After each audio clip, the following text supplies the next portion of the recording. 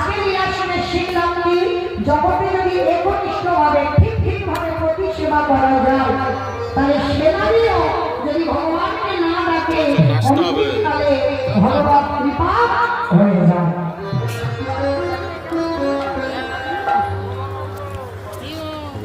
এইবার যেই ব্রহ্মা বিষ্ণুময় শরণ আনানো সঙ্গে সঙ্গে অনুসুবামা সাক্ষাতে বলে দর্শন করল।